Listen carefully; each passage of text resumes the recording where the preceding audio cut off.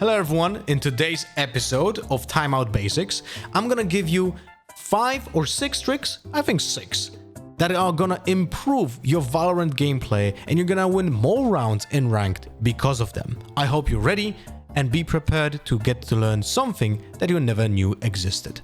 So the first trick is to make your opponents think that you're not defusing when you're actually fully defusing. You go in range of the spike. Now you're gonna jump up and hold defuse right after that. So you make footstep sounds right after you started defusing. So your opponent will think that you're not defusing when you're actually fully defusing. This is a little bit, let's say, more complicated and unintuitive. So you have to practice this, but fortunately you have the spike defuse in the practice range. So go here and practice this. This will win you rounds 100%. The second trick will require a double bind that I will explain to you in a moment.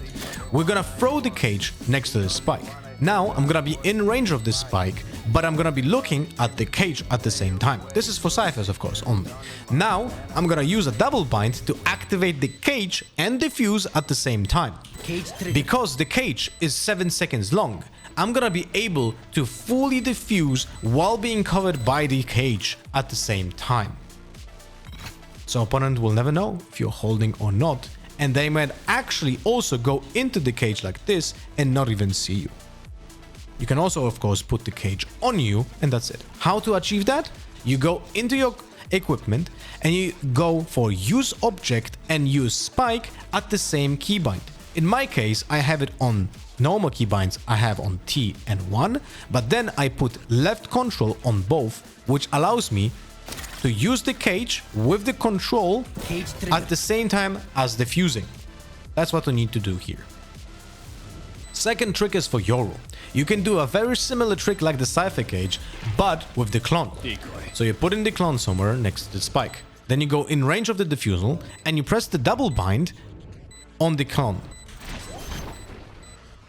So someone will think that you activated the clone after you actually started defusing, or might even be your own footsteps, and that will allow you to hold the full defuse.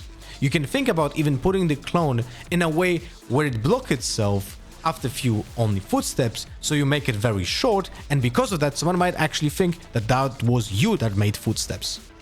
Again, double bind on use object and use spike at the same keybind. In my case, that is left control over here. This trick is only for Jetts, but you're able to get half defuse with the 2.5 second smoke still in the game. So you're gonna stand on the spike, you're gonna aim up and then drag the smoke down and instantly start defusing, like this. The smoke covers you and gives you enough time to get the half defuse. And because of that, then you're able to do the same to get a full defuse. This is nothing. It's not easy to do, it requires some practice, so again, go here and do this yourself. It is gonna win you rounds. For this trick, you need a very specific keybind. Ping on my mark. You're gonna find it in communication over here. I have it on Z button. So it looks like this. And it makes a countdown from 3 to 0. Now this is very useful when you're defending the spike. So when you're defending the spike, your opponent will make a ping when defusing it, and then he's gonna have a 3.5 second time to defuse the spike and get half. So when you hear the ping that someone starts to defuse, you also ping at the same time with your timer. Because of that, you're able to peek before he gets half. So you should be peeking at 1, like this. You hear that someone starts defusal, you ping 2, 1. That's the moment when you swing. Why at 1?